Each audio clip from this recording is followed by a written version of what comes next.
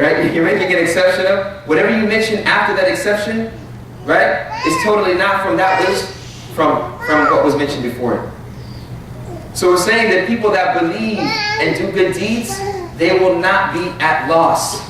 It is not just someone that says, I am Muslim, and they don't act. They have to act. So this is the basis of the nafs. Understanding that that substance or that thing inside of you, if you do not tame it, it will lead you to destruction. And we see, we're in the best place to see it.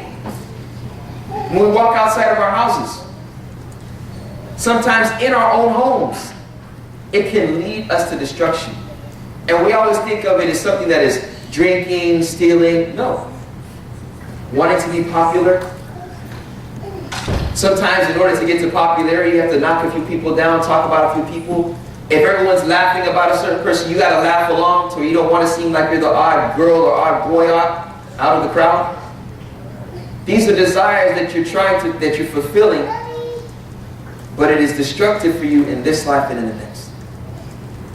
When you're on the internet and you see things that you shouldn't be seeing, getting text messages, and you're fulfilling and answering those text messages, fulfilling a desire. I just wanted to see what they would say.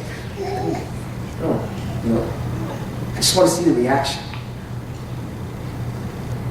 It's fulfilling the desire that could lead to something that is worse, and that could lead to something that is ultimately haram. So this nafs, brothers and sisters, the scholars have even categorized it into 3 kinds of nafs. 3 kinds. Throughout your life, you're going to face one of these 3 situations within yourself. It may be in 1 minute, maybe in 1 day, 1 hour. It may be in 1 rak'ah when you're praying. The first kind of nafs of the soul, which the soul will encounter, is the nafsul lawwama. It is the blameworthy soul. It is the soul to where when you do something, you will say to yourself, man, I wish I would have fulfilled it more. I wish I would have done it more. Whether it's in evil or in good. Whether it's that which is in evil or that which is in good. Allah subhanahu wa ta'ala mentions this nafs in the Quran. In Surah what? In what chapter? Qiyamah. In Surah Al-Qiyamah. When he says, after أعوذ بالله من الشيطان الرجيم, لا أقسم بيوم القيامة وَلَا أُقْسِمُ بِالنَّفْسِ اللَّوَّامَةِ. Verily I swear by the day of judgment, or the day of Qiyamah, when you will stand in front of Allah, وَلَا أُقْسِمُ بِالنَّفْسِ اللَّوَّامَةِ. And verily I swear by the blameworthy soul. When Allah swears by something, what does that show? Sorry? The importance, the seriousness of it, and the greatness of that thing. Right? So this is the first type. The second type is the nafsun ammaratun bisu. And where is this mentioned? Surah Yusuf. Surah Yusuf. What happened with Yusuf? Yes? He got thrown in the well. He got, by who? By his brothers. By his brothers. Very good, mashallah. Exactly. He got thrown in the well by his brothers.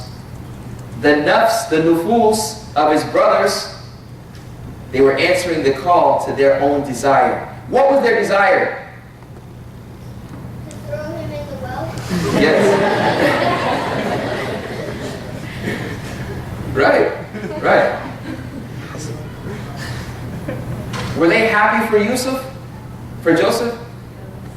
No? Were they jealous? Very good. They were jealous, which is another sickness of the heart. Hasad. Jealousy. And they fulfilled that jealousy. They acted out on that jealousy to where they tried to kill their own relative. Right? But what happened with Yusuf? Yusuf was known to be very beautiful. He was a very handsome man, alayhi salam. So much so to where the king, Aziz, his wife tried to seduce him. And everyone knows what his wife tried to do. She tried to seduce him. She grabbed his shirt from the back, and he was running away from her. Literally running away. Imagine seeing one of the brothers just run away. May Allah make us something. Be a track star of everything. Yusuf was running away from that desire to where she tore his shirt. And Allah subhanahu wa ta'ala, to make a long story short, made him innocent. Made him innocent. Even the wife of Aziz, the wife of this king that was performing this bad deed, trying to do an evil act, she admitted and came clean, for lack of better words. And then she admitted the reality of the nafs.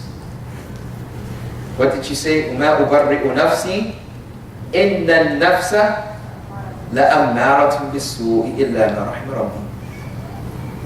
He said, and I will not make myself innocent, for verily the nafs orders it orders the person, or it orders that which is evil. It orders to that which is evil. And some of the scholars say that it was Yusuf that said this. But the meaning is one. That is ammara. And we see the morphology form in Arabic. We see in Surah Al-Ghashiyah where Allah says, فَعَالٌ لِمَا يُرِيدُ. فَعَالٌ, that He does what He wills, when He wills, how He wills to do it. And Allah subhanahu wa ta'ala mentions ammara, meaning that the soul will what? It is what? Continuously what? Ordering you to give sadaqah, right?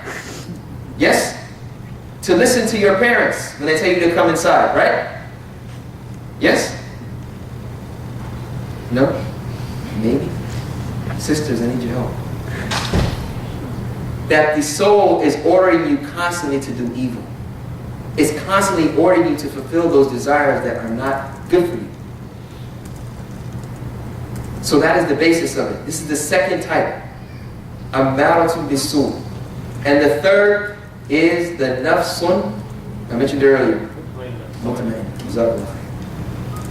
The tranquil soul. This is the soul, brothers and sisters, that feels at ease only when they perform an action of worship or obedience to Allah. Now let's just make i'tikaf, or let's just sit on this point real quick. The soul only feels tranquil, at ease, when they perform an action of worship.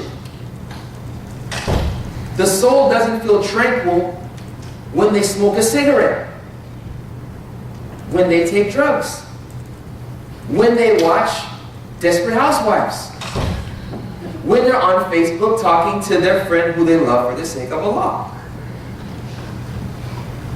Their soul feels tranquil when they're performing actions of worship. That's deep.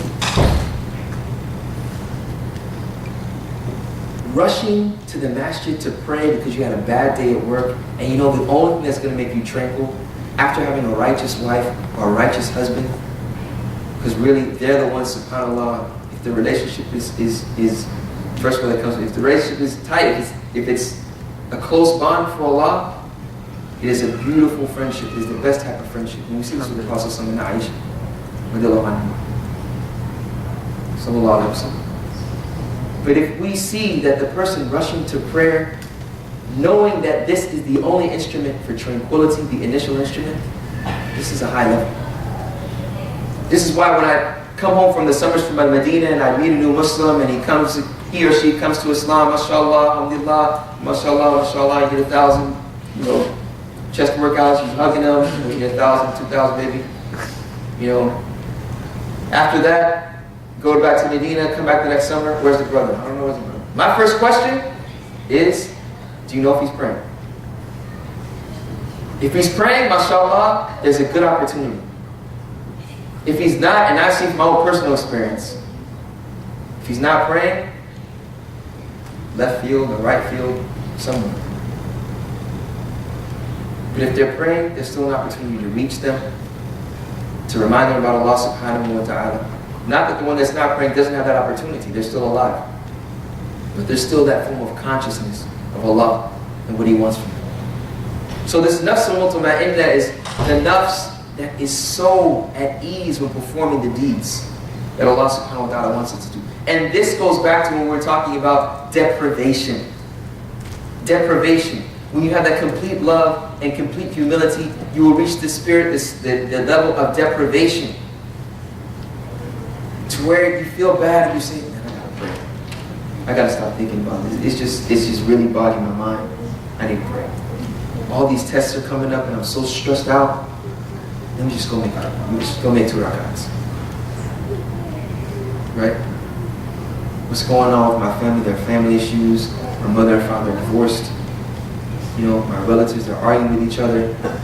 You know, there's a righteous brother, but he's not from our nationality. There's a righteous sister, but she's not from our nationality, and they won't accept him just because of that reason.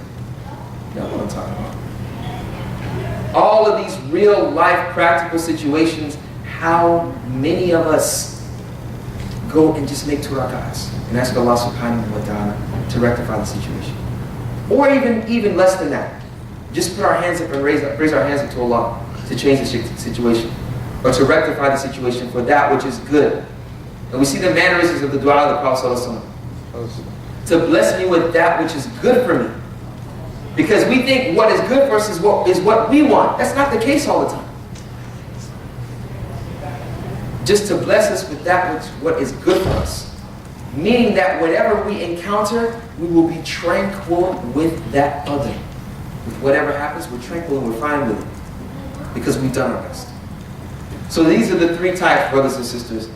The nafs, the soul that is blameworthy, the soul that orders you to do evil constantly, and the soul that is tranquil. So in Ramadan, brothers and sisters, preparing ourselves for this, to continuously look at ourselves, the reality of ourselves, we see that we are very weak. That we're weak. That we constantly have to condition ourselves for that which is good. And that's in anything that we do. Consistency. And that is the deen of Islam, to be consistent. I remember when I first became Muslim, it was easy for me to accept the oneness of Allah, mashallah, I understood it. It was the feeling that I always had in my heart. I never could go to any man or any form of creation. It was just something that was very difficult for me to accept. It was easy for me to leave pork. And it was easy for me to understand the concept of prayer and how that purifies you. But the question always came, man, I gotta pray 5 times a day for the rest of my life. Like I have to pray 5 times a day. Like throughout the whole day. It's not like a break anywhere. Morning to night, I gotta pray. I wake up, gotta pray. Midday, gotta pray. It may sound overwhelming, but if someone has sidq, is truthful with themselves, and they say to themselves, I know I have desires, and I know this can lead me to that which is evil. What's the best way that I can constantly have Allah in my conscious mind? What is the best way of doing that? When we see the prayer, subhanAllah, it just contemplating over it, even what's said inside of the prayer, you know that it's from Allah subhanahu wa ta'ala, without a doubt. The Prophet ﷺ even gives a parable, an example, when he was telling a companion that if they were to do what? If they were to wash themselves in a river 5 times, would there be any ounce of dirt on them? There wouldn't. So that is the physical. What about that which is of the spiritual, of the heart? To which will emanate through our actions, starting from the heart, because that is the seed. And it will come through our actions, it will show. And it will even show on our faces, subhanAllah. The worship of Allah, the love of Allah, it will show. So taming these nafs in Ramadan and using Ramadan as a starting point to will increase you to be a better person. A better person. We see that the concept of reciprocity. Who knows what is reciprocity? The book and film. Reciprocity? It is? What is it in Arabic?